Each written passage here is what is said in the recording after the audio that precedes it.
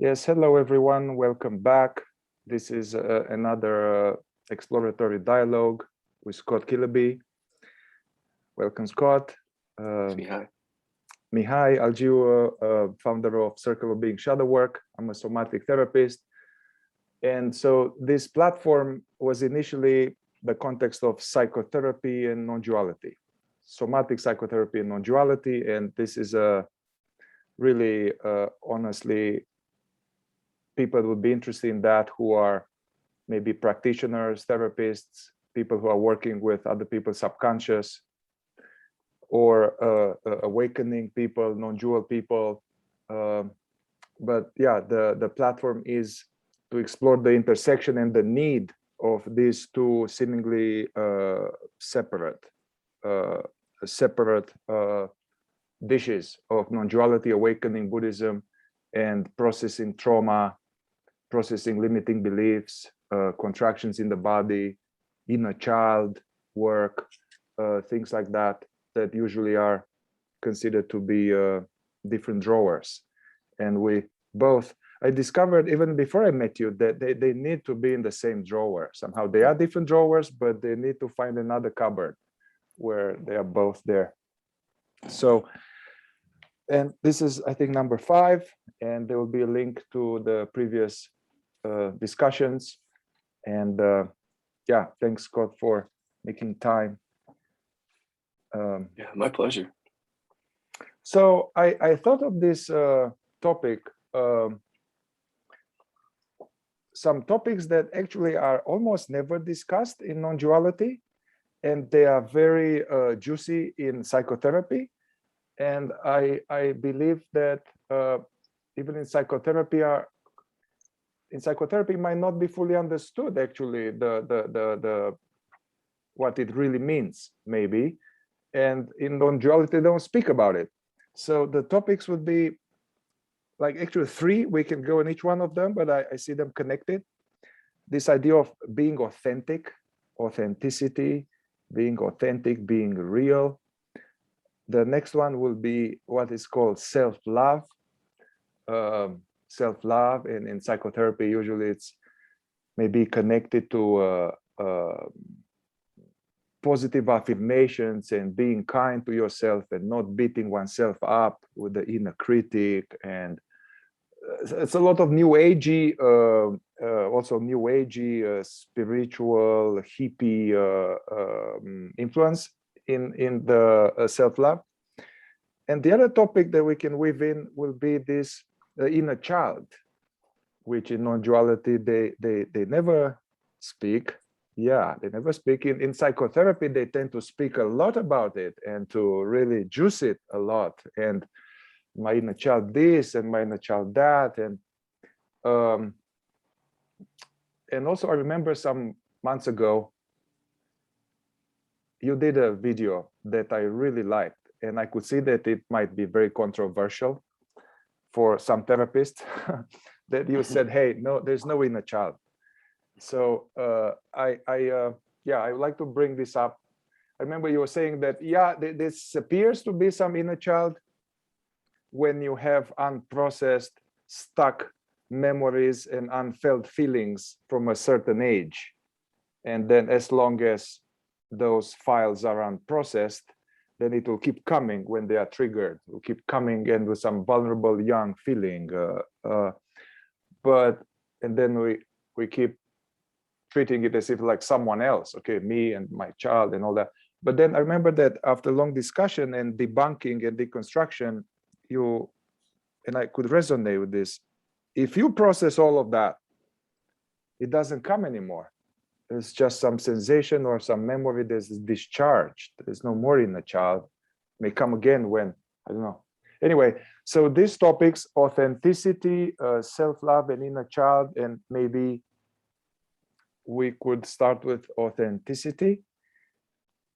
So what's your understanding, what it means? Also, I feel we don't have a lot of models for that. What does it mean to be authentic or real? And how does this connect with non-duality? Or yeah, if you can talk a little bit about that. Well, can I ask you a question back? Which is, since you're a therapist in that world, how do they talk about it in that world first? To kind of put it Authenticity, back on yeah. you. Sorry about that. No, But no, it's fine. Yeah, in a Hakomi, which is yeah, in a somatic mindfulness based and exploring not just talking therapy but going inside, they speak in terms that there are this strategic self, wounded self,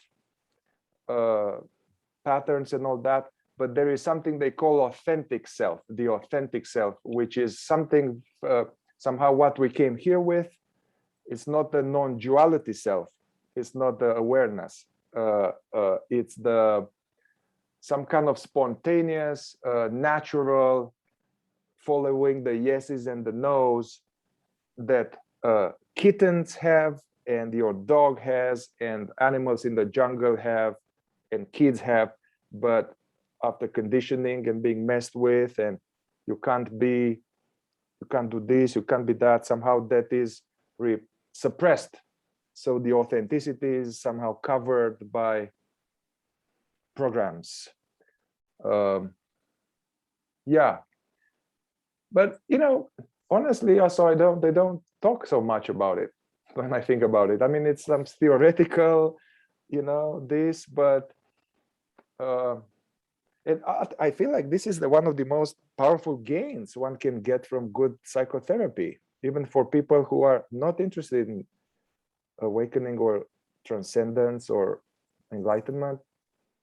It's a big relief for people to discover that and to live from that. But I think it's very hard for people.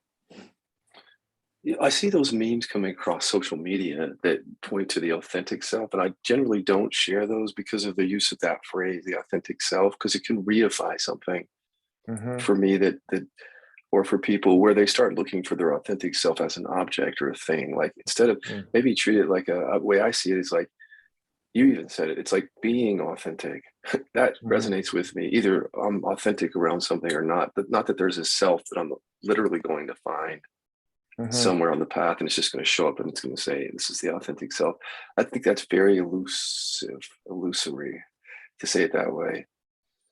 Um, but authenticity, I resonate with that word, mainly from the repression work and anything that's unconscious, where we're showing up a certain way in relationship, but it isn't actually how we feel down deep inside about something. Like we're repressing our actual emotions or thoughts around something and pretty much putting on a false facade around that to protect ourselves, to stay safe, to survive.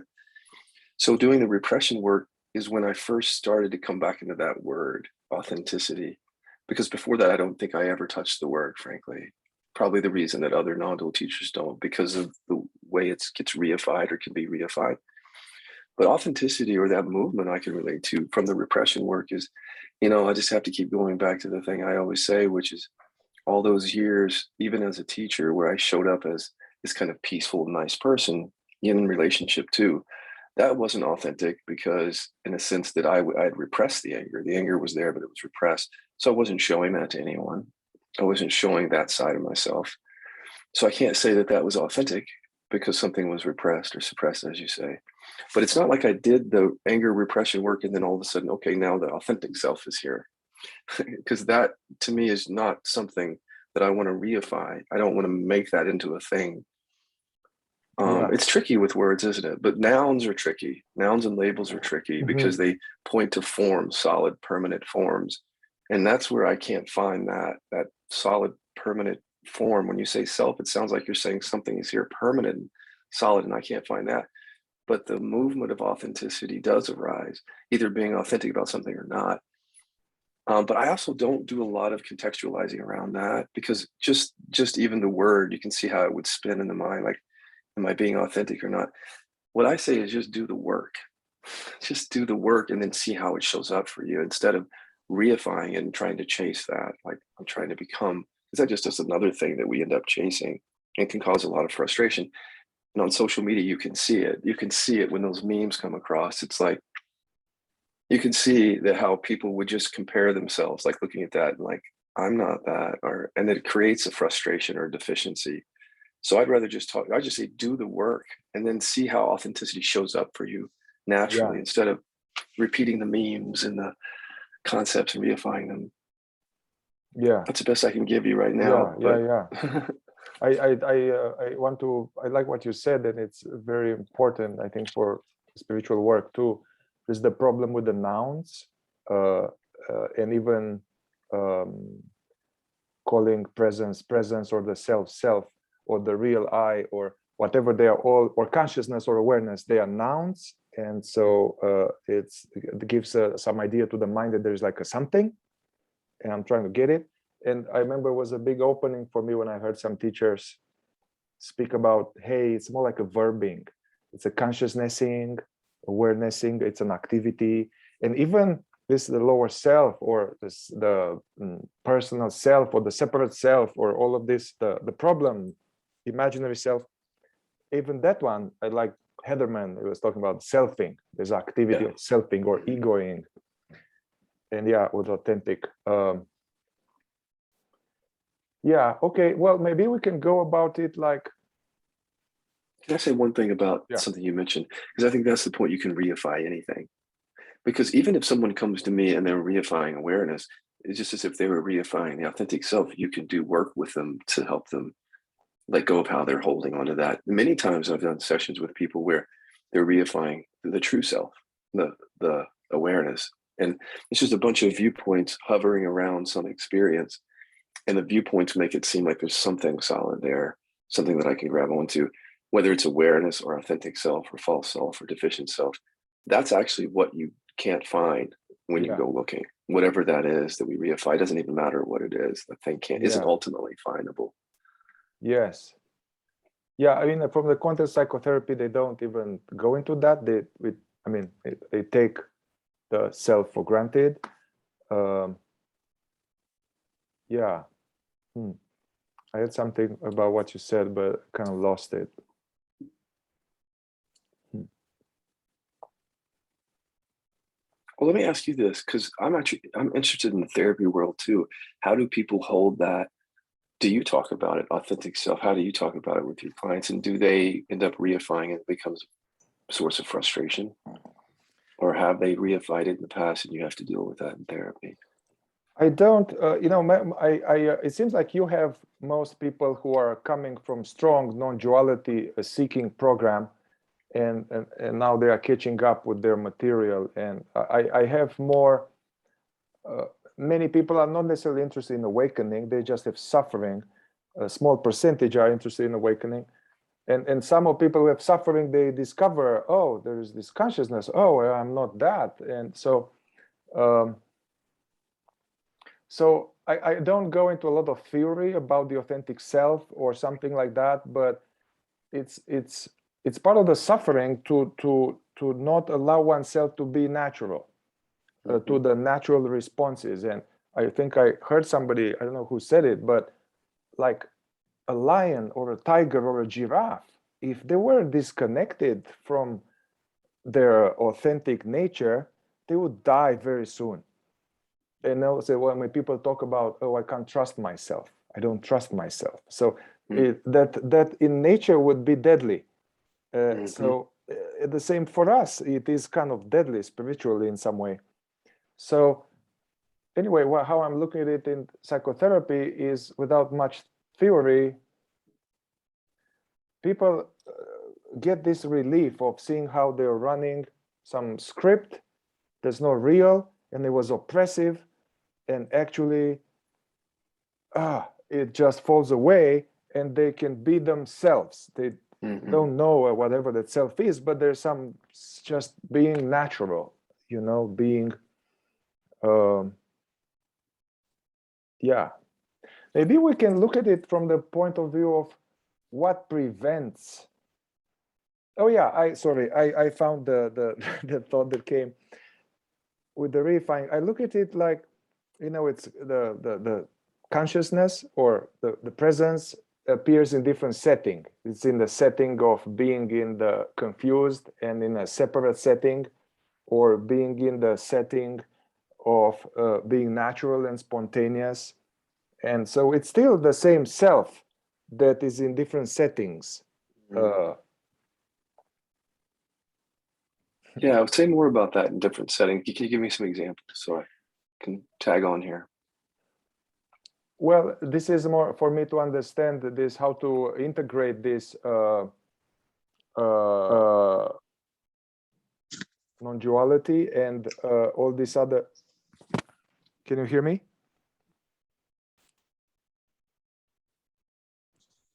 I'm back. Okay. So what I mean by that is that when somebody has a strong deficiency story and thinks that they are rotten and they will never amount to anything, it is still the self, the Atman, that is imagining this. Yeah. And then when somebody done some work and healed some of these programs, deleted them, and they are now able to, instead of having social anxiety or something, they are speaking out and doing whatever they want. They follow their enthusiasm. It's the same consciousness that is now freer from that, and it's in the setting of being more free. Yeah, you know? I can And get on board Ramana with that. was in the same. Ramana consciousness is still consciousness in a setting of being very at peace and very transparent. Yeah. Yeah, I can get on board with the way you just described that. When you talk about what's natural, like to allowing the natural emotions to arise and be felt or seen, like I can get on board with that. That doesn't reify it so much. Yeah. And if I could talk to people that way, like the way that you did, then that makes sense. I can talk about it that way because you didn't reify it.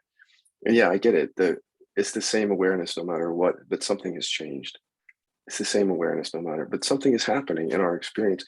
That's the thing that I think you and I are talking about here. A lot of the teachings are talking about just be the awareness, but we're also saying that there's something going on with the phenomena appearing to awareness, that there's a transformation that happens. And we don't have to ignore that anymore in non-duality. That's part of the processing. The phenomena shows up differently, maybe with different stories or maybe with less stories or something else. But that's, to me, gets at the real reason why we're having these conversations. Is something that doesn't get talked about a lot is the transformation of how I actually show up in the world, in the relative world, not transcendent true self, because that's pretty much the same, I would say, for all of us when that's recognized. It's just awake, peaceful, liberating wake. But how we show up in relationship is different. And that's what I'm interested in. And I know that therapy is interested in that. Yeah. But in non-duality, we can also be interested in that because there's a transformation that happens where we're more authentic, so yeah, I think that's what we're talking about, really. Yeah. And I resonate with you. I never worked to try, okay, I want to be more authentic. How can I be more authentic? It doesn't work, and it wasn't juicy. Actually, I was trying to be more awake or more conscious, more present. So what I noticed that as an effortless aftermath of doing some awakening work or some healing, deletion work of programs, there's a natural outcome of that the Mihai or Joe is more like a real as opposed to fake, so it's a spontaneous outcome. And I think if we did, for those non-duality, if we just simply said, well, there's just no self, no matter how it shows up, we do a disservice to us, because in our actual experience, if we're paying attention, there is a transformation that happens, even on the relative. But in some of the more strict non-dual teachings, they might dismiss a lot of that to say it doesn't matter whether it's authentic or inauthentic, or even, as some say, it doesn't matter whether you're an addict or a recovering addict, it's still, there's no self. But those changes do matter in life. They absolutely do matter. And this attachment to ultimate identity, in that's an obstacle. It was for me. I'll be like, oh yeah, no, this is not, this is imaginary. Forget about it. Just stay with what's real, that doesn't come and go. So being hyper focused on ultimate identity prevents the process of freeing oneself from these limiting beliefs and pain body. Yes. But I don't want to get too far into this, but you know, you've seen people take it in a far extreme, like where they recognize that they are the awareness, and then they sort of get stuck there. And then in relationship and in life, that creates problems. There was a story, I Yeah. went to a non-dual conference years ago held by Sounds True, and Tammy Simon was going around asking people different questions about that. I kind of remember what was said here. Hold on a second. Just lost my thought.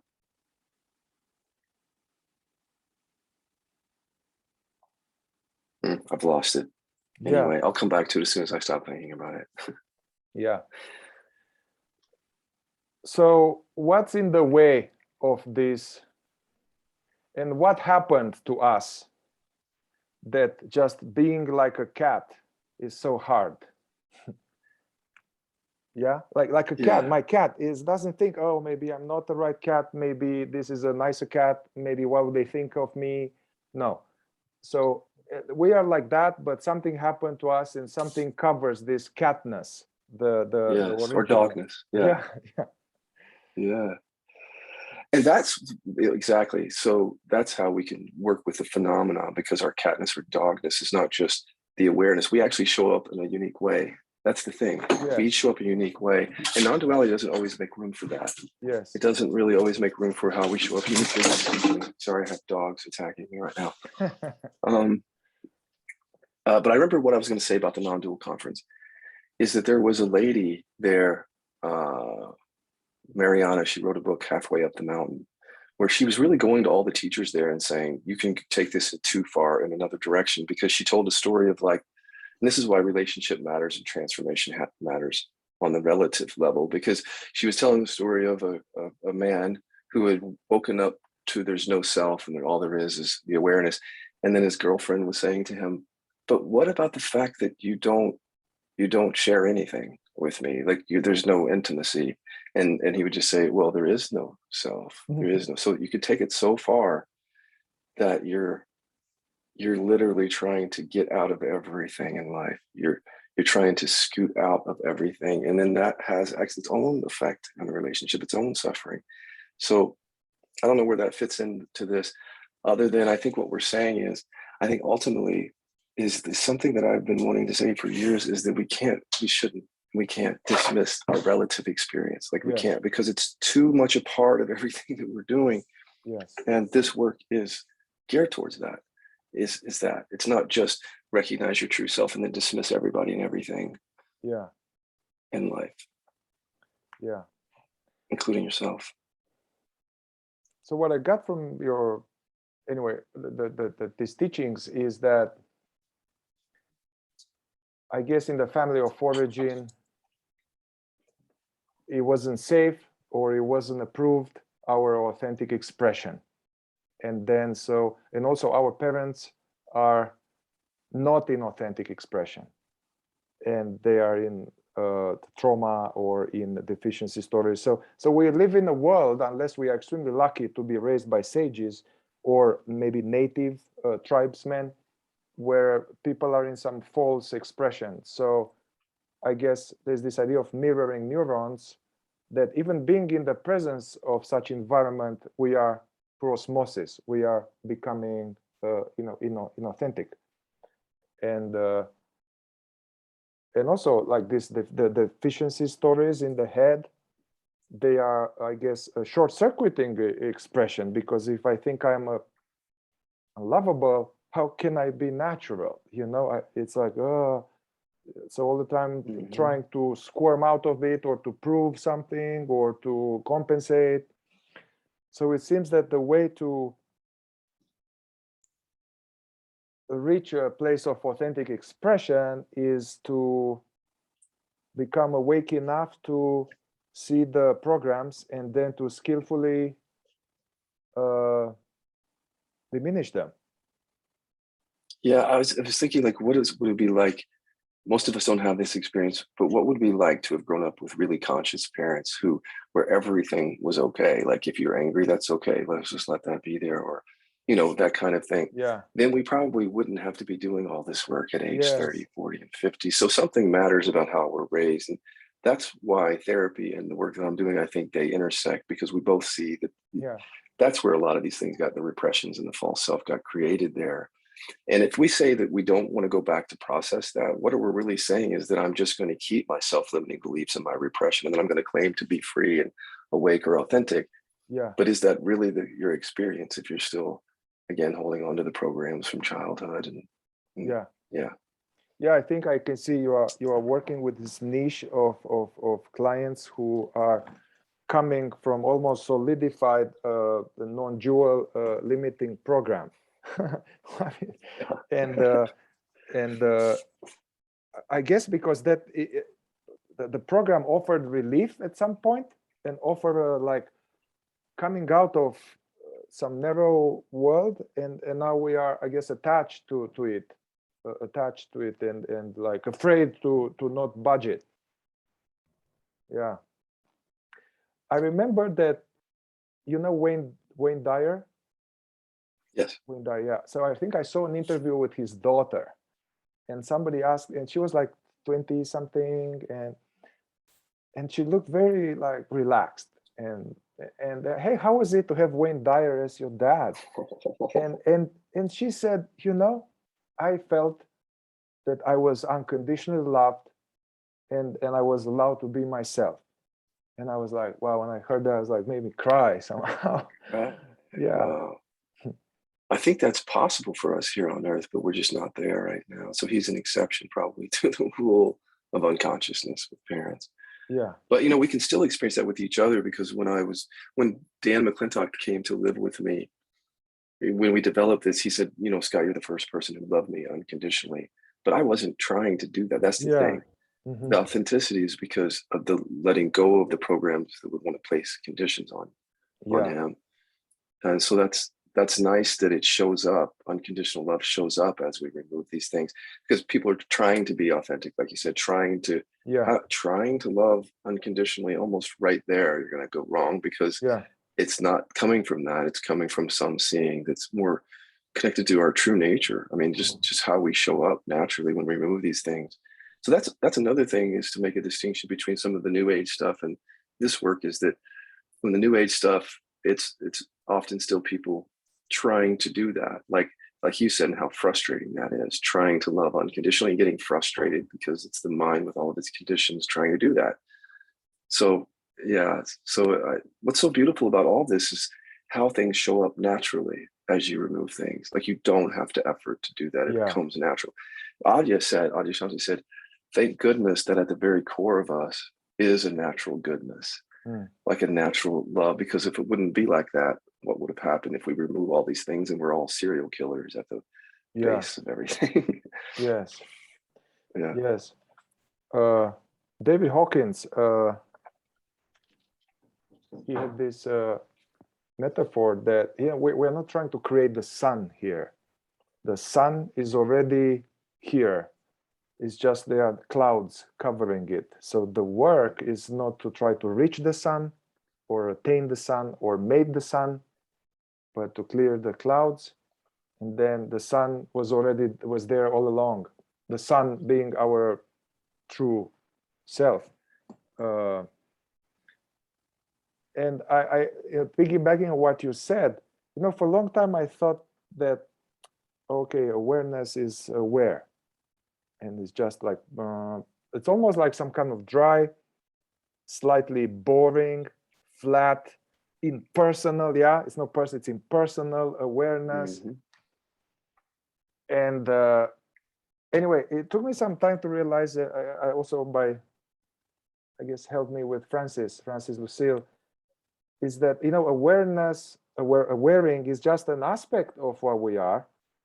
But this awareness is not dry and boring or stupid or no thought. Actually, the awareness is ultimately gentle and loving and kind and creative, and creates all these thoughts, even deficiency story thoughts, you know? So it's like, it's not just awareness. And also, some of the teachers who recognize that, they're some of the most prolific folks in the world, book after book. So there's lots of expression coming even after the realization. It just flavors differently. So I love that he says that, because he doesn't just say you're you're non-conceptual, just be non-conceptual, dry awareness. He's saying there's a dynamic aspect to Yeah. this, that of expression, unique expression of each all of us.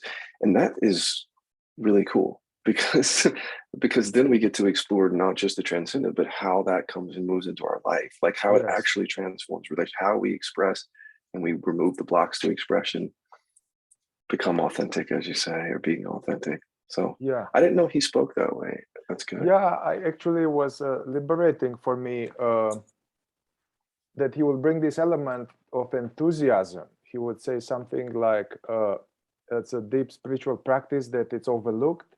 It's like to follow your enthusiasm, but really like ask yourself, what I'm doing now, is this what I really want to be doing now? Or would I rather be doing something else? And if you are meditating and you suddenly you don't feel it, stop meditating, watch a movie, don't force it. It's basically this aspect of forcing it and spiritual push-ups, it kills it. So to more like to preserve the enthusiasm of the practice, and it's a lot of, yeah, it's a lot of that. Also for Can I me say with, one thing about, yeah, oh, yes. go ahead. Just hold your thought for a second. Because you've mentioned a couple of times, like we're trying to be that, like trying to be unconditional loving. And I think of like the folks doing the work on anger repression out there outside of our work. Some of them are trying to express anger, trying to be authentic, but our conditioning won't really allow it. So you watch people in these groups where they're trying to express anger, but you can tell that their system just cannot. So they're trying. So for me, I could never try. I tried to be enthusiastic. It doesn't work. It didn't Yeah, work yeah. because I'm still reifying myself. I'm still making myself into something that I have to become. There's a lot of frustration for that with that. So the path for me was just to like, this is an age-old thing, remove the blocks to enthusiasm, remove Yes. the blocks to unconditional love, remove the blocks to Yes. inauthenticity, and stop trying to be that. Yes. And I can see you're totally right. I can see like if somebody told me some years ago about the enthusiasm, I would be like, what are you talking about? So it's due to wrong education. You know, in our culture, kids are educated to be in a certain way and to not make mistakes, and to be in a certain way. So but what's more like awakened education would be, this is, you know, it's not my idea, but I like it, to see what the child is into, to observe my child and see what is he into, what is he like, where is he passionate about, and to, instead of telling him don't do that and do something else, to encourage him to go in the direction where he wants to go and to believe in him. And so in this way we foster their interest there, because the assumption is that everybody here is like a flower of God, an expression of the divine. So there is some talent, there is some juice, you know, like you're more for this than an attorney. There was your natural expression, you're more happier as what you're doing now. Imagine if we did that for each other too, not just for kids, like in our relationships, our friendships. Yeah. If we're encouraging, I often say to my husband, what do you want? You know, and when I Yeah. first started saying that, he's like, nobody's ever asked me that, what I want. But then he took it seriously because he felt like there was someone here actually wanting him to do what he wants, you know, and that was new for him. So if we do that in relationship to each other, imagine what's possible. Because the Yeah. blocks are the part of it is the people around us, like you say, parents and others, that we listen to what they're saying and we take it on, and what they're often saying is, you know, in some way reinforcing something limiting about us, or trying to get us to be who they think we should be. But what if you just let people be who they are? Like, and again, you can see how people would try to do that, but it really comes from me, from removing the blocks to that, to be able to let someone do that, because the conditions are all the things that I place on that person. That's coming from me. So it's my work still, not only to what I want in life, but to see what I'm doing to other people in all relationships. Like, how am I putting conditions on them? I mean, my friendships, my relationships, my coworkers, all of that. It's, yeah. Yes. not just for kids, in other words. Yeah. Actually, it seems like this. Okay, let's go back to, you did a video recently with the litmus test for to check if we have any pattern of repressing, and then to bring up in your inner eye family and important people in your life and family of origin, and check. I could feel and express anger in this family, or I could feel joy in this family. I could share sadness, or I could, so this is very much connected to authenticity, because when I did that with myself, to all the questions came no. So of course there it starts like short-circuiting authenticity, because our emotion as a child, they are the basic expression. So if that is not okay, no wonder that you end up constricted, anxious, worried guy afterwards, This is my whole thing about being with what is. My whole rant about that is that if for those who are interested in the awakening piece, if you say, okay, I'm just being with what is from awareness, the things that you repressed are not going to show up there, because it's such a part of your personality. So, or your ego structure. So some processing around that, I don't see any other way around that. Like, just to be here now, and because the repression is there. So whatever got solidified in childhood is still operating as a mechanism. And yet some people haven't quite opened up to the idea that they have to go back there and look at that, because it's still operating, and they're being told by the non-dual teachings that there's no reason to go back there. You aren't that, or whatever, but yet on some level we're still identifying with all that. So that's the whole point of it, like being with what is. Even as you awaken to awareness, the repressions will still hide. I mean, they did for me, and they have for you, right? Until we started. So why are we assuming that we're going to see all this stuff? Like, just being aware, that's my whole thing about it. It just doesn't show up. I have this, as I hear you, and I have another associated thought, and then it goes away.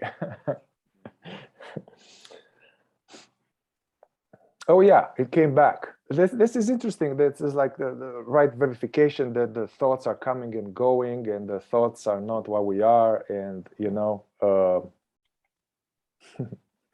yeah. So this inability to be authentic, it's a relational wound. It was in connection with people. Yeah. So, and they say in a psychotherapy world, this motto that relational wounds heal relationally, not on the mat. We had this.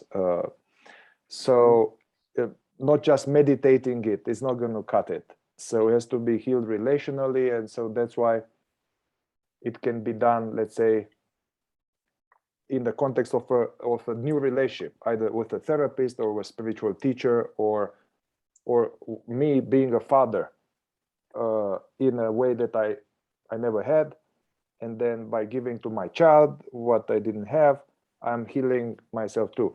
So that's what they say. And yeah, so basically, if the therapist or the people who are working with us is real and authentic, and already remove the block, there is some, what they call in non-duality, some transmission. I think the transmission is not like the self is here.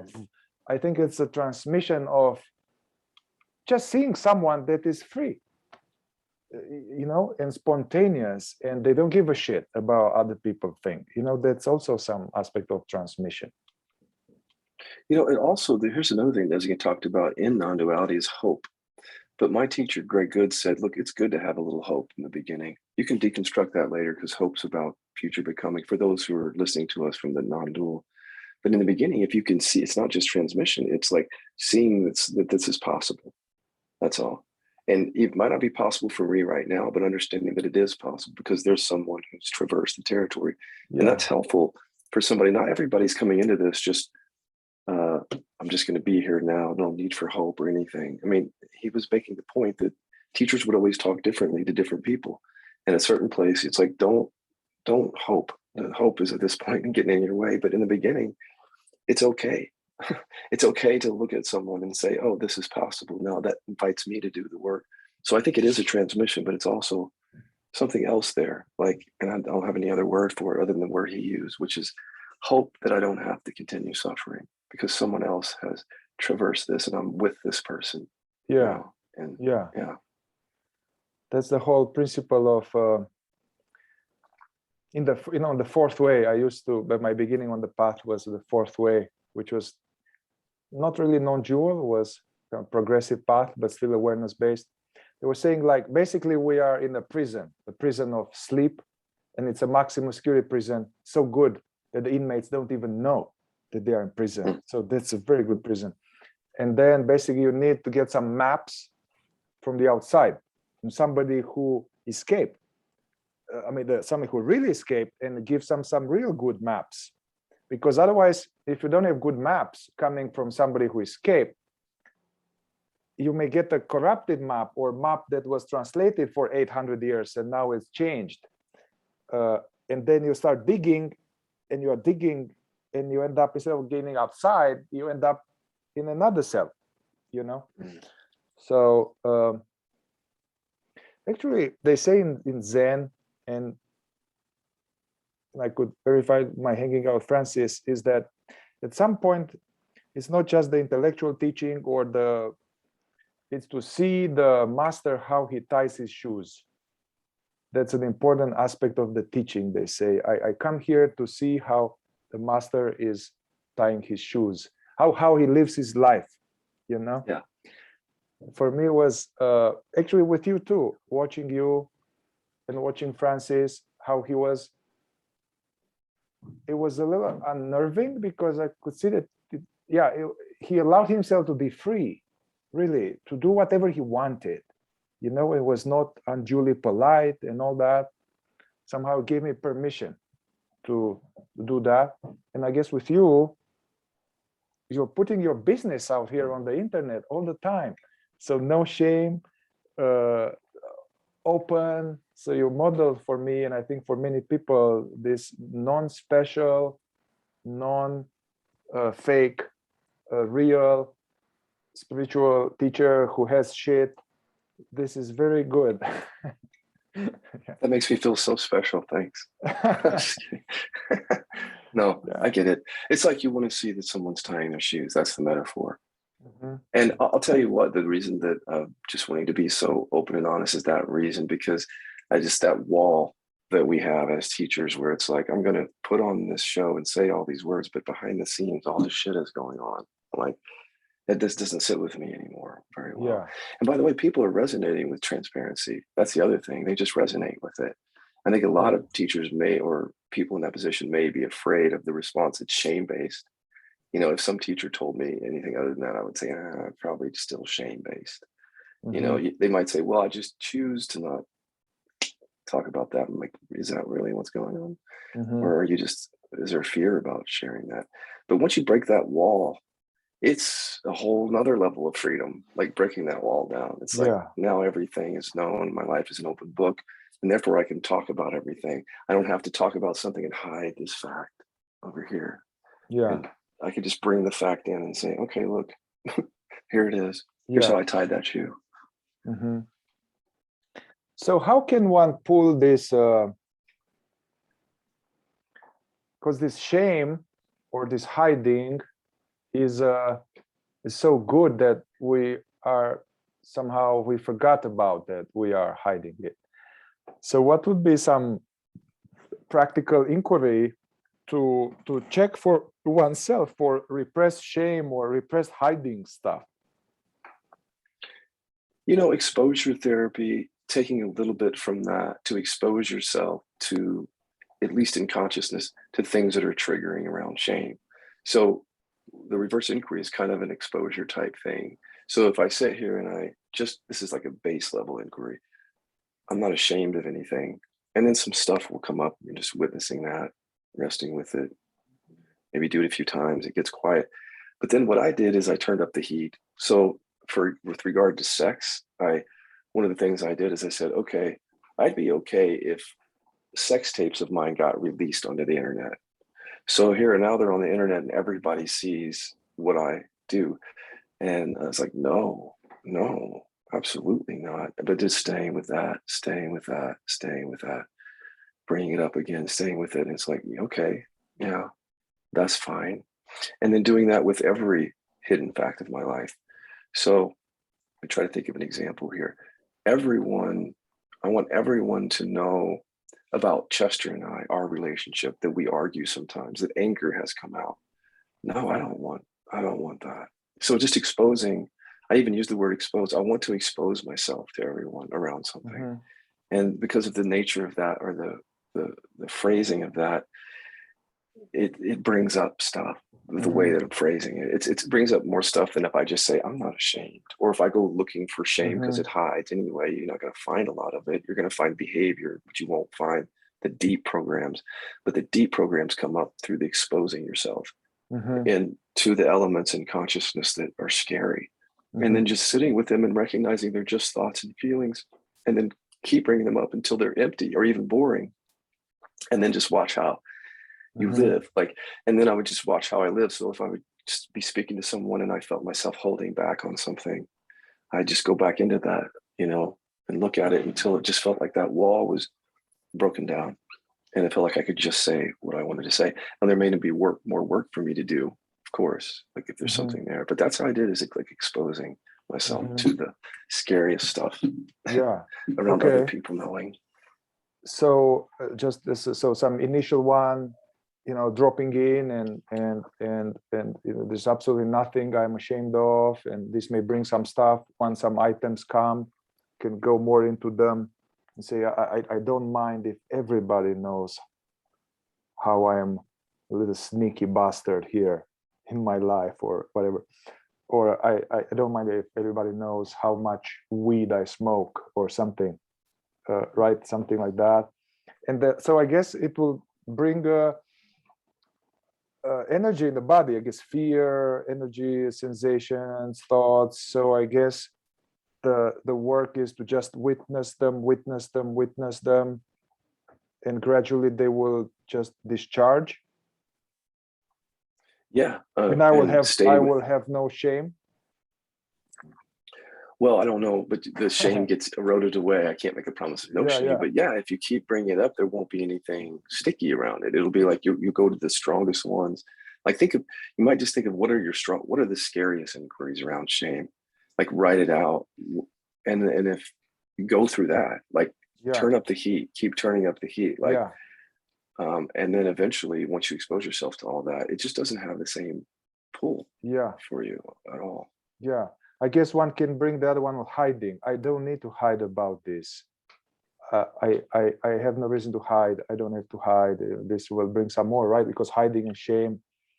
Yeah, including with emotions, not just physically hiding, but I want everyone, we talk about repression work, I want everyone to see all of my emotions is another one that I did. Or to hear about my emotions, even if I'm not, I share about them. But sex, any kind of hiding behaviors, anything that I just don't want anybody to see, drug use, alcohol use, anything like that, just using, what I find is the more specific, the better, which you don't hear a lot in non-duality, because you think of general pointers, there's no self, very general. Yes. But here, specific programs, no, I don't want everybody to see my sex tape. That's specific. So then I'm okay if everyone sees. That's going to go deeper than there is no self around shame. Yeah. It just will. Yeah. So since we are on here, shame, and I can see that I haven't, I feel like, oh, I don't have much shame, but that's bullshit. There is shame. So I'm going to do some mental note for me here.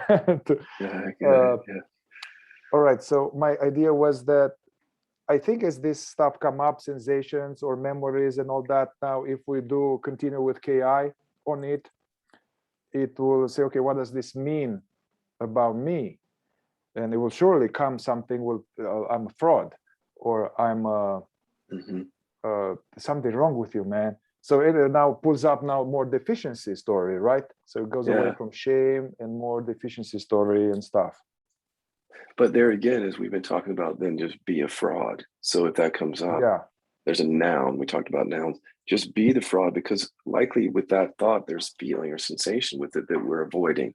So, you know, if somebody calls you a fraud, notice the defense or the attack. First of all, like, no, I'm not. You don't know me. I'm not a fraud. But stop with all that and just be a fraud. Like, that's what I'm saying is confront every thought from awareness. That diminishes the power of that thought, no matter what it is. And it's the same is true for very shameful thoughts. They're not an exception. It's the same thing. Yeah. Or fraudulent deficiency stories, thoughts, they're all the same. If you can expose yourself being awareness, expose that to yourself directly. It just, anything you bring into the light of awareness that much is not going to be able to survive after a while. Yes. Yeah, I use this metaphor when I talk to people. Why are we doing this? And I mean, why are we doing this? It's crazy. Somebody climbed on my balcony and is fixing the light. But you know, this is life. Yes, anyway, it is.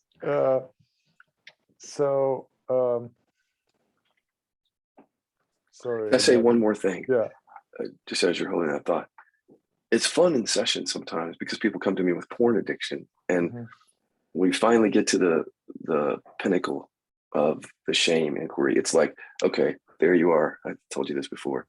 There you are watching porn. Now everybody is around the computer watching. So it's that kind of thing. That's an example of it, of turning up the heat with very specific language so that you can't hide anymore. Yeah. So I guess that's important because in your model, and I totally resonate with it, it's shame is a driver for addiction. And often, you know, with porn and other things, so I feel shame, that I feel that there's something wrong with me, or I'm a creep. I mean, I'm using from actual people. I'm a weirdo. I'm a creep. I'm a pervert. I had these people like that having this belief, and then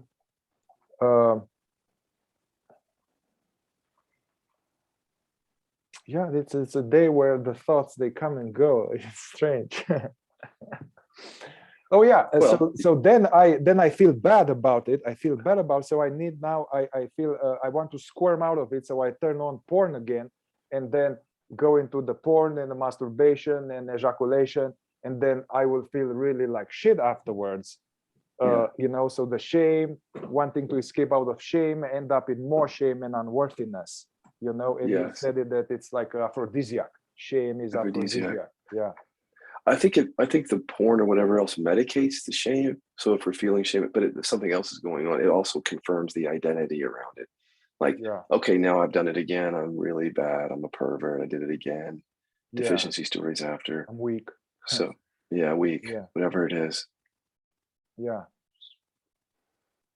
You know, I'll throw this in here. They talk about this in men's work. Men's work is more like a shadow work, a gestalt.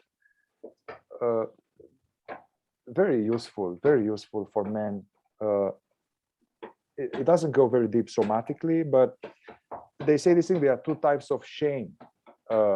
It's called healthy shame, and also this lady Pema Chodron speaks about this. So there's healthy shame, and there is a toxic shame.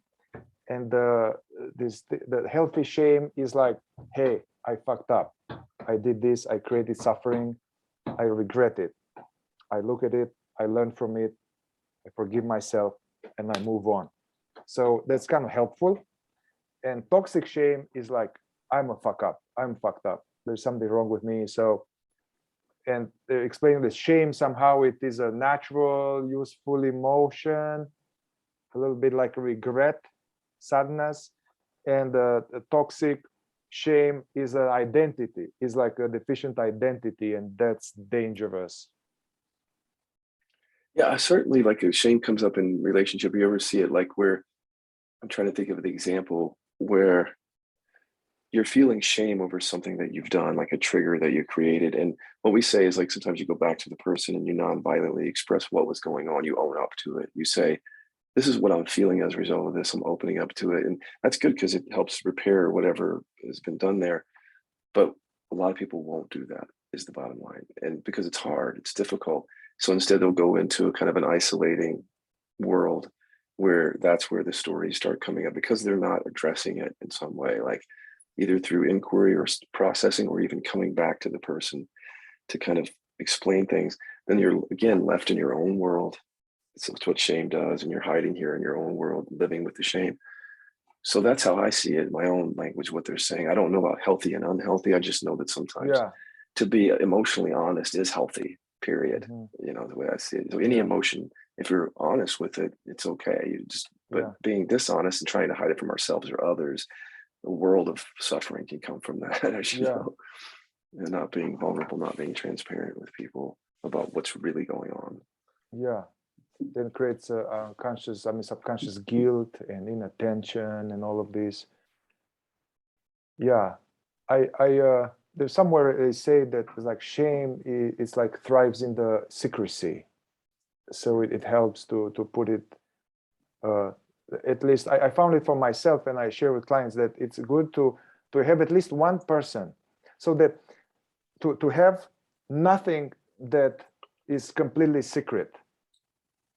So of course we have to be careful and for safety and all of that, but to have nothing that, at least one person to know about it, that it brings a lot of relief. And I remember like a few years ago, I was doing this as an exercise with my girlfriend. We had like confession sessions.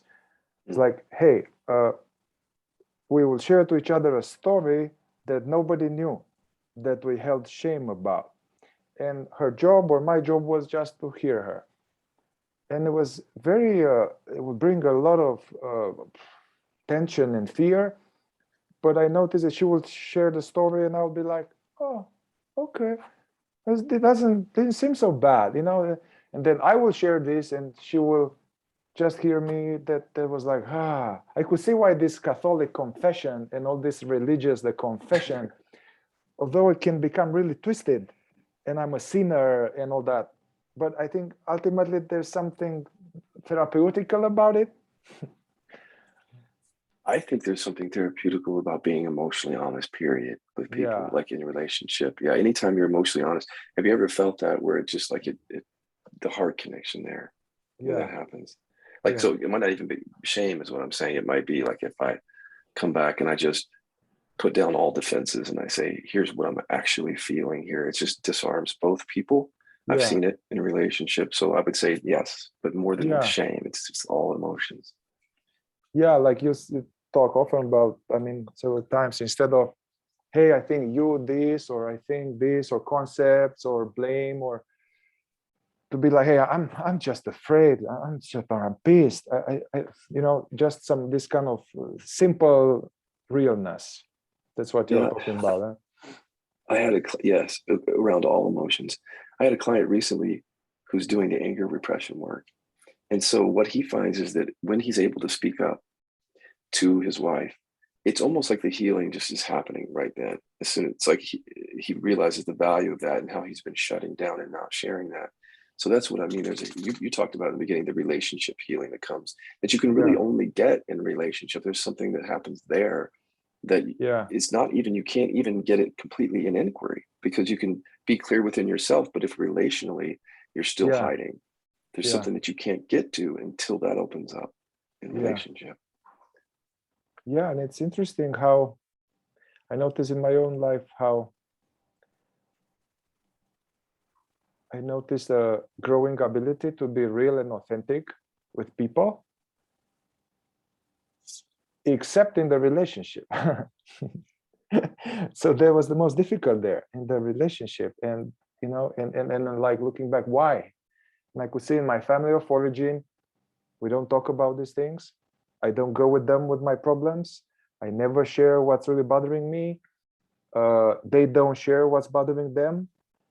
So I guess that setting gets activated in the relationship, you know. So, and by doing something about it in the relationship, I'm actually healing the family of origin. And if I ever have Sure. a child, I'm kind of changing, I'm breaking the pattern, you know? Mhm. When you were a kid, did you have empathic capacity to feel that even though people were not sharing things, that you could feel somewhat that what was going on? Because I had that as a kid. Like people around me were saying, "Oh, it's a great day. I'm doing fine," but energetically, I could tell the difference. Hmm. And I don't know if you saw that Yeah, as a kid. I was like the gentle, quiet, but observing. Yeah, I was, I guess, part of dealing with stressful environment was to be very aware of other people's emotional states. So my dad will come, or I would just see where he's at, and I will adjust myself so that he doesn't get upset. So you can see what it's, 7-year-old, 10-year-old kid is doing that. So what happened to authenticity? He learned to survive, but yeah, so I had this empathetical scanning, feeling it, which was used for security department, Survival. Yeah. Yeah. Yeah. How are you on time? Still Pretty have good. I time? think I have like, let's see, 15, 20 minutes. Okay. Okay. Uh, okay. So, I will abandon my initial thing with self-love and inner child because these are going to be deep, but I'm going to stay with something we talked here. And some, I think a newer development of your work, at least for me, was this, again, putting meaningful people in our life, what you call the panorama of daddy, mommy, caretakers, girlfriend, boyfriend, things like that, and to look and see if there's any disapproval, or if we see they perceive, I guess, them in my mind, if they have any disapproval or judgments towards me, and if I detect that there is some to see what they say. And the uncle will say, "Oh yeah, you are kind of superficial. You can't go deep. Something." Or, and if there is something like this in the third person or second person, Mihai is like that, or you are like that, to take that and own it, and say, "Yeah, man, I don't go deep. I'm a superficial," and not squirm out of it. Right? There's a kind of, so it's not like reversing it. It's not reverse inquiry yet. So I found that very, very powerful and liberating. Not living it like that, of course. Yeah. Can you speak about, is this like a new development, or you had it all along and now you're going more into it? I think we did shadow work for years. It kind of hints at shadow work, but it's not really shadow work. But I think when I first did it is when a client came to me and said, "Hey, I'm with this one teacher. I don't even know who it was, not a non-dual teacher." And he said, "He's teaching me how not to care about what others think." And so the client was very excited about this. Like, okay, this guy seems to not care what other people think. But then after a month went by, I just asked him, "Do you still care about what other people think?" He said, "Yes." And that's an example of trying. He's trying. It was all cognitive. He was just listening to this guy, trying to not literally shut out other. That's what he was doing, shutting out people's opinions, and it wasn't working. So I just said, "Well, then own it. Just whatever anyone's saying." And he saw how deep that went. And I think I tried it after that on anything that I was seeing, and it helped me. And so I just started doing it with people. And here's one thing you can do if anybody's out there listening, and you're like, "I don't know about that yet." Look at how much energy gets spent trying not to be that first in relationship. And if you can see all that energy being spent, and the frustration and the anger and the upset that comes when someone's calling you a name, then just ask yourself, do I want to spend all that energy each time, or do I want to go straight to the source and put this thought in front of me and just be a fraud? But you mentioned it. We should go ahead and say that it's not for the purpose of believing that you're that at first. You just stay with it. You don't squirm, but you're witnessing it. And then you ultimately see, as you keep looking at it, that it isn't you. But you can't see that as long as it's still in someone else's. That's the shadow aspect. As long as it's still their judgment. It's like I've given all my power away Yeah. to that person. And this is like taking your power back in a way, like putting this here and then ultimately seeing that you're not it. But first you have to sit with it and let it be true for a Yes. moment before. Yeah, it is powerful to do that. Yes. Because ultimately, I mean, this uncle or this brother may or may not think like that. They, you know, but actually I'm putting this in their head. So I'm believing this. It's all in my head here in consciousness. So yeah. And I guess I remember my life, but many people, they're like, whenever they are perceived as being criticized or blamed, and this happens a lot in relationship, right away there's pushback, which makes sense. Because I think we've been raised, many of us, with shame, guilt tripped into obedience or complying through shame or blame. So we are very sensitive about that, which makes sense. But I like how actually to own it, yeah, to accept it for now, and because this will evoke more material, and then you can then reverse it, right? You can reverse it and reverse it back and reverse it, like yeah. So after you own it, to reverse that thing, we'll bring some more.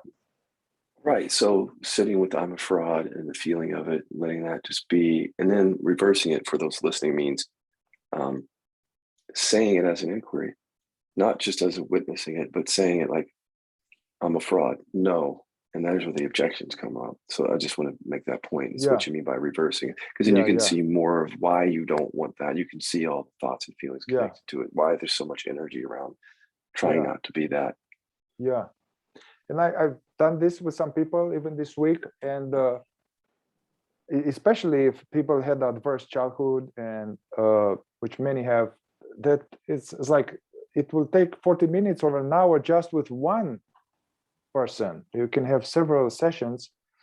But what I noticed that after the client has just sat with it for some time and not squirm out and see it and then do some utility, what do I get after believing that I'm a fraud, or keep mining it out, it becomes thinner.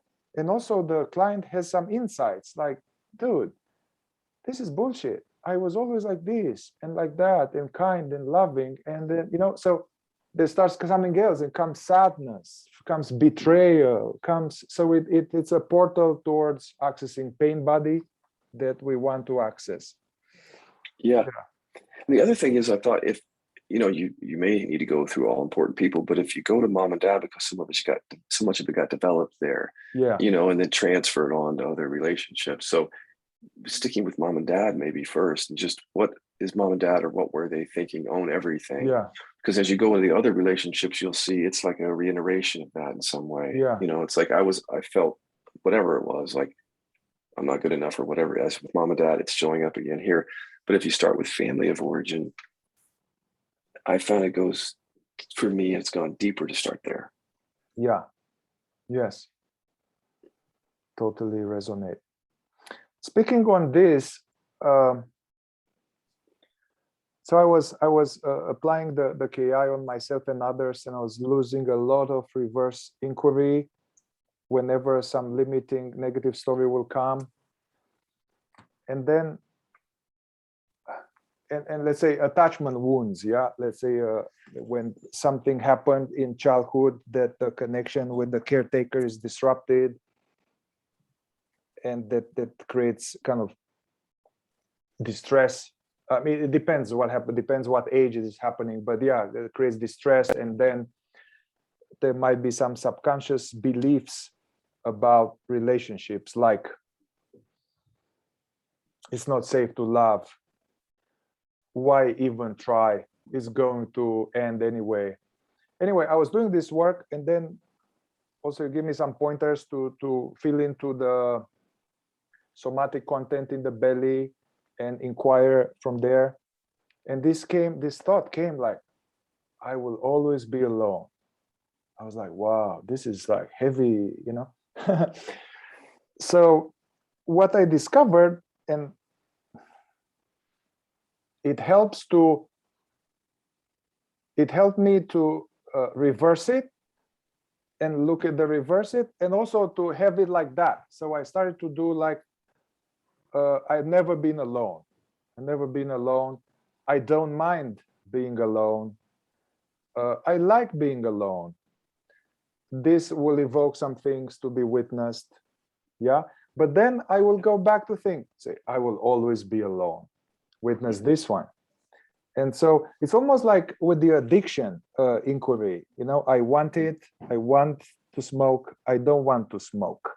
So I discovered that it was useful to reverse it and then also witness straight up as it is, and reverse it and witness straight up as it is. It will both milk some more of the pain body juice. Yeah, and that's what I've been talking about too, is evoking those things, even repetitiously is another thing. It's not even just reverse, but certain things like I'm alone, if you feel that there's a strong connection with something in the body, if that's a very core story, like there's not much under that, then all it is a matter of it's repeating itself, like on a record. Yeah. And then the sensation is tied to it. So if you just watch it come through over and over, reverse it, utility, all that, but also over and over, just because it's so stuck to the sensation.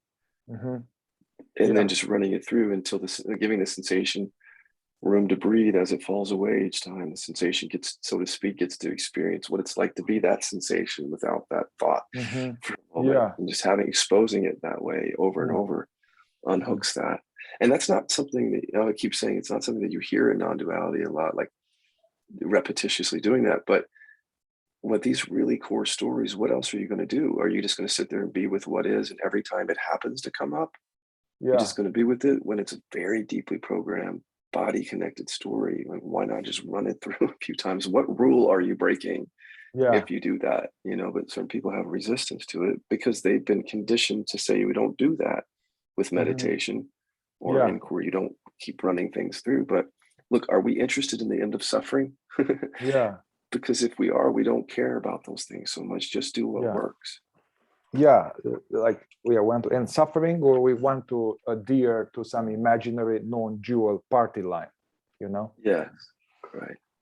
And I mean, I'm still in this kind of Francie Lucille Facebook groups or Rupert Spira. I'm just seeing, and I see more and more people saying, hey, you know, but, you know, I have this trauma, I have this, and it bothers me, I'm depressed, and what should I do? And I can see other people there, they are saying, hey, you know, just welcome it, and it's not real, it's all, you know.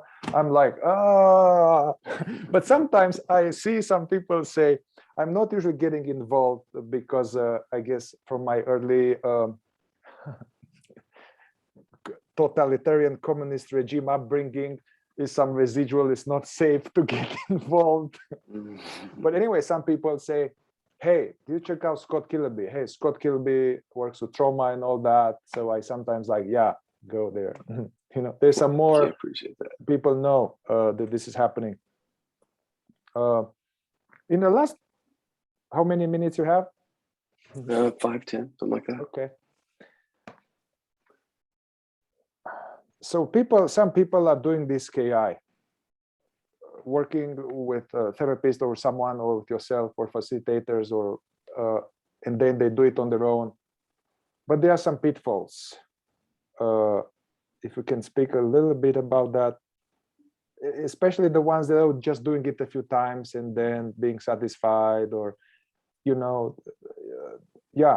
and also, or just dropping the reverse inquiry and not waiting enough, or not repeating it enough somehow. Can you speak a little bit, some tips how to avoid the pitfalls?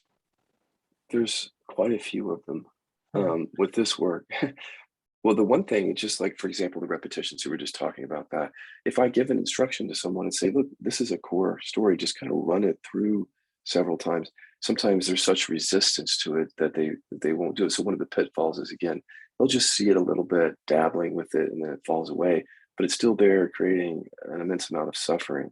So one of the pitfalls is just not to hear what we're saying with the work. You know, it's just like, because we're going back to our old party line or something, we're just meandering or dabbling here and there. But so one of the pitfalls is when you find a program like that, we've got some tools here to help with that. But some people won't. They struggle with that. The other thing is if, when people are inquiring, if there's not a lot of space in that, in other words, if they're not giving themselves the experience of what, if possible, if something to fall away for a moment, just a thought to fall away, then what I notice happening is like, and some people can't help this, but it's like one thought, then connect to the next thought, to the next thought, to the next thought, which is fine because you can witness all that, but have the experience of what it's like somewhere along that for something to fall away, showing you that you're not that. That's the non-dual piece. There's a pitfall there of getting so much into the processing that there's no space in it. The other thing is just using it as a seeking tool. So like without that, again, the recognition of awareness as the foundation, they might be using it to, I'm trying to become a better person. So they're doing something to try to become something, and then they get lost in that and using inquiry to do that, which is frustrating for people. There are other ones, but unless you prompted me, nothing's coming up right now. There are definitely other ones you've heard me talk about. Yeah, I guess for me, I noticed that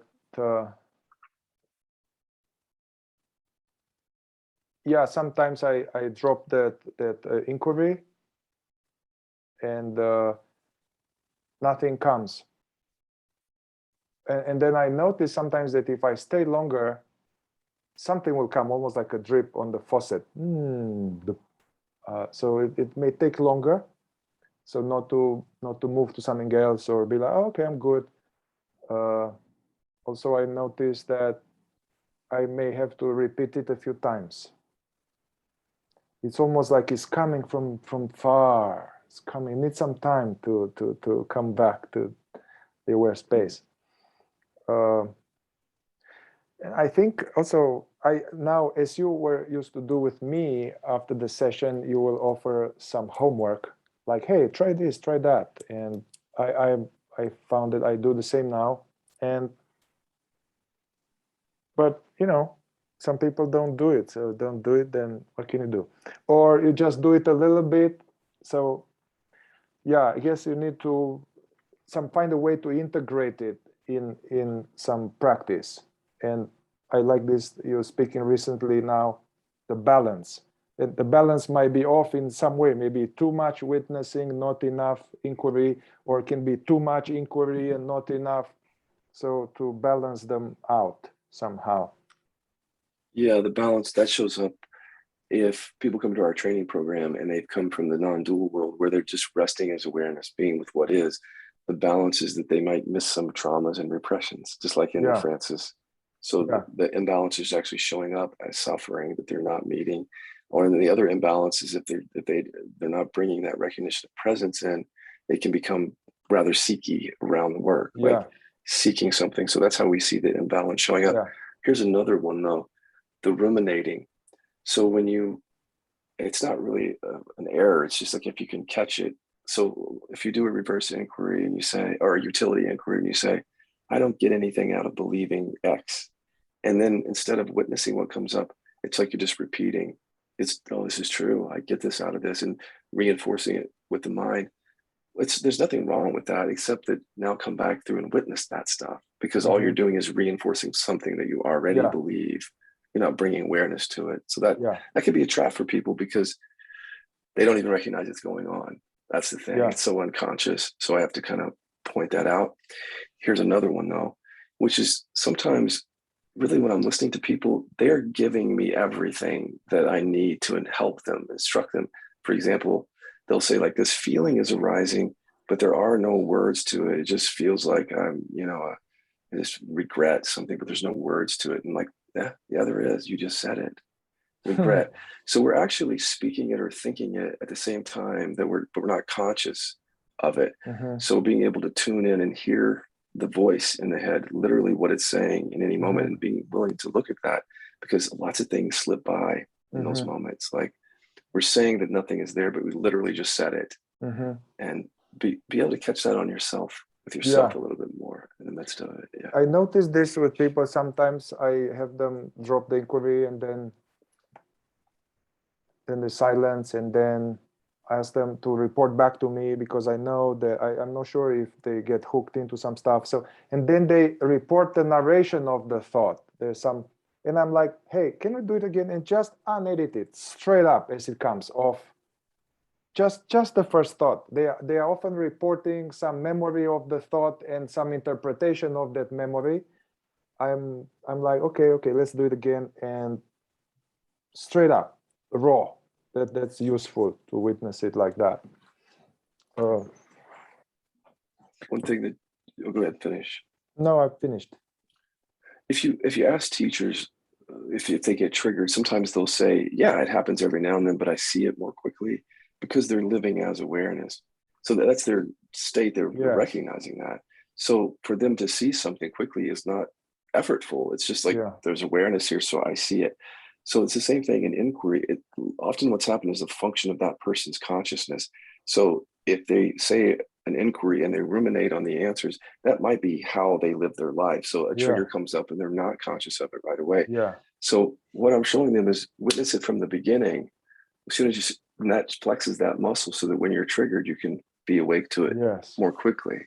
That's the thing that I'm trying to say to people. It's not, I think this is a great unknown benefit, I think, because in the session, you're so witnessing so strongly, triggering content, that it develops the muscle in everyday life. It will be easier to witness stuff even without trying to witness them. Right. Yeah. Right. Without trying, because the awareness is just showing up. As it's already there for you to see from. Hey, so towards the end here, I just want to say something more like announcements. So I noticed that you have much less YouTube videos, and so I just want to share with people, especially people that are following me and you. You decided to switch into a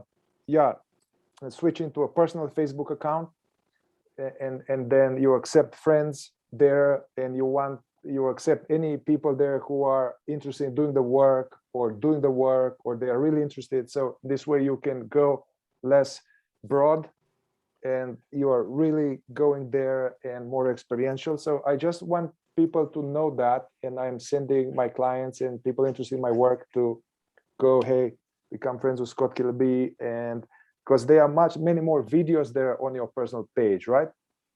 Just share I'm doing more a little interactive. bit about that. Yeah. So this interview is like that, because I can tell that you do the work, so the conversation can be rich and depthful. So if I get on YouTube and I'm with an audience that doesn't do the work, I feel like I'm always having to kind of go back to square one and explain things like we have to do. Like, here's what reverse inquiry is. But if people would just take a little bit of incentive and learn the tools, because we've got the stuff out there to help you, and then you learn them, and now we can have this depthful conversation.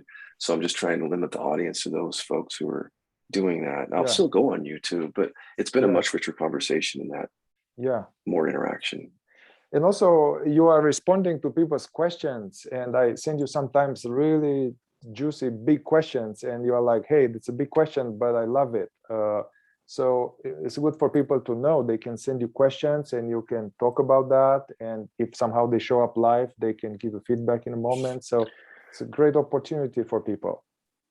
So go to get to that new Facebook profile, you go to Scott Kiloby, the public page. Just go into Facebook, find the public page for Scott Kiloby, and at the pinned post at the top, there's a link to that page. It's that easy. And actually, at this point, I'm not vetting people who come in. I'm assuming that they're doing the work, because I think we're going to end up somewhere else. Actually, I think we're going to find a different platform, and then we'll do the more vetting at that point to see, make sure people are at least contemplating doing the work at the very least. And the last piece, I guess, to remind people that you are going to come here in my neck of the woods in Nevada City, Grass Valley area in California. And you're coming. We are going to do 2 trainings on the 13th and 14th of November this year in person. So a training on Saturday the 13th is a practitioner training, where you're going to teach some basic fundamentals of processing from awareness. So we have therapists or clinicians or theta healers, hypnotists, shamans. Anyway, it's wide open. That one also is going to be on Zoom. So people can attend the practitioner training on Zoom as well. It will be nice for some of your people or all around the world. So it'll be 6 hours of that. And the following day, on Sunday the 14th, we have open to anybody. And so we want people to know about these trainings. They are very affordable. We have sliding scale. And also Grass Valley, Nevada City, wonderful area. I'll put the link here, and yeah, look forward to meeting you in person. Just to remind people, you don't have to be a practitioner to do the second day. You said right. that, but yeah. Yeah, you don't have to be a practitioner to be the second day. And I do have some, you know, if somebody is really juiced up about doing this work and wants to do it deeper, it's okay to come to the practitioner training, you know? Yeah. Right. Yeah. Right, because it's not a continuing education. You don't have to have any credential to get in. So, yeah. Yeah. Okay. Good. Yeah, looking forward to it. Yeah. All right, Scott. Thank you. Thank you. Enjoy your day. Rest. Jeep. Yeah. Ciao, ciao. See ya. Bye. Bye.